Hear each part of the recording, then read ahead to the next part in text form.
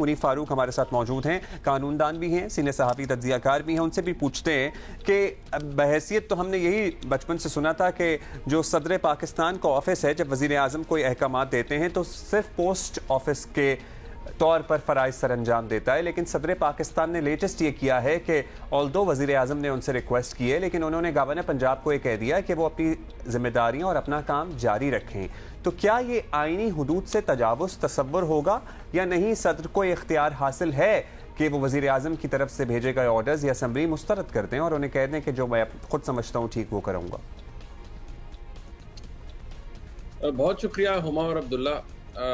इसकी जो इस वक्त पंजाब में हो रहा है उसकी मिसाल में, क्योंकि आप दोनों बड़े ऑनरेबल लोग हैं, शख्सियात हैं, तो मैं आप लोगों को ही प्रेसिडेंट और प्राइम मिनिस्टर बना के समझाने की कोशिश करूंगा ताकि व्यूअर को भी समझ आ जाए। अब ये आप डिसाइड कर लीजिएगा अमंगस्ट योरसेल्व्स कि आप में से प्रेसिडेंट कौन बनना चाहता है और प्राइम मिनिस्टर कौन बनना चाहता है। For the sake of assumption Huma की तबीयत नासाज है तो हुमा प्रेसिडेंट बनेंगी आज।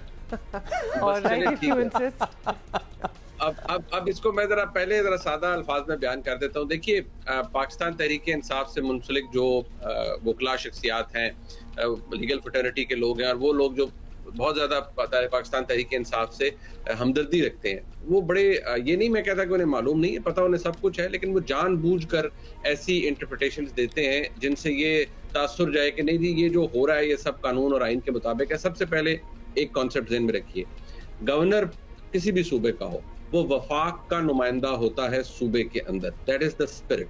वफाक क्या है? वफाकी हुकूमत है। वफाकी हुकूमत का चीफ एग्जीक्यूटिव कौन होता है? प्राइम मिनिस्टर होता है। नंबर 2, ज़हन में रखिए कि जो आर्टिकल 101 है आइन का, जिसमें वाज़ेह तौर पर यह बताया गया है कि गवर्नर की अपॉइंटमेंट कैसे होती है। आर्टिकल 101 जो है उसको मुतअद्दिद दफा उसमें तरमीम की गई है। इस वक्त जो उसकी मौजूदा शक्ल है वो ये कहती है कि जो उसकी अपॉइंटमेंट है गवर्नर की वो प्रेसिडेंट करेगा और on the advice of the prime minister करेगा। और आर्टिकल 48 के अंदर भी ये भी लिख दिया गया है कि प्राइम मिनिस्टर जो है उसकी जो एडवाइस है वो प्रेसिडेंट पे बिल्कुल वो उसके ऊपर कोई गुंजाइश नहीं है। He is bound to take that advice and he is bound to implement that advice. So एक चीज ज़हन में रखिए, इस वक्त की सूरत हाल के अंदर ये जो कहा जा रहा है कि नहीं जी अपॉइंटमेंट का तो जिक्र है लेकिन रिमूवर का तो लिखा है कि गवर्नर उस वक्त तक ओहदे पे रह सकता है जब तक प्रेसिडेंट का प्लेजर हो। देखिए, कोई अकल को हाथ मारिए कि जब उसकी एक अपॉइंटमेंट प्राइम मिनिस्टर की मर्जी और मंशा और एडवाइस पर हो रही है जिसके ऊपर सदर का कोई इख्तियार नहीं है, he is just a post office as Abdullah had put it, उस तरह उसकी रिमूवल के अंदर प्रेसिडेंट का इख्तियार कहां से आ गया कि जब तक प्रेसिडेंट का प्लेजर होगा? नो, यहाँ प्लेजर का मतलब है और वो प्लेजर प्राइम मिनिस्टर का है, यानी जब तक प्राइम मिनिस्टर का प्लेजर होगा वो ऑफिस में रहेगा गवर्नर, और जब प्राइम मिनिस्टर समझेगा कि मैं उसे रिप्लेस करना चाहता हूं तो वो एक एडवाइस भेज देगा, समरी भेज देगा प्रेसिडेंट को, and president is bound to act on it.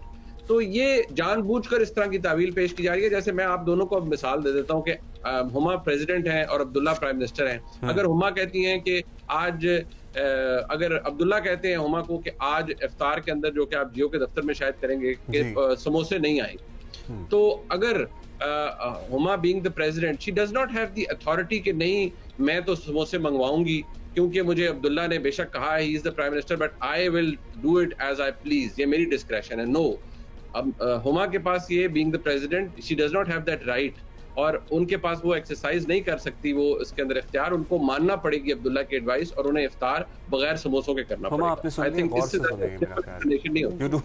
समोसों के अलावा ही कुछ कह देते तो हमें मिल जाता।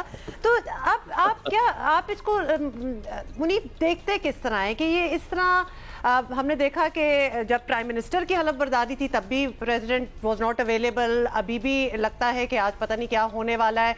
अब how do you see this unfolding, because ये नज़र आ रहा है कि जिन कुर्सियों पे जिन ओहदों पे ये सारे लोग बैठे हुए हैं, अभी हम गवर्नर पंजाब की भी बात करेंगे वैसे, तो दे आर नॉट ऑनरिंग जो उस ओहदे से जो आपको करना चाहिए, they are not honouring that, वो अपनी स्पेसिफिक पार्टी लाइन को ज़्यादा टो कर रहे हैं, तो that negates the whole idea. फिर वो आप आके उस कुर्सी पे उस ओहदे पे बैठे क्यों हैं?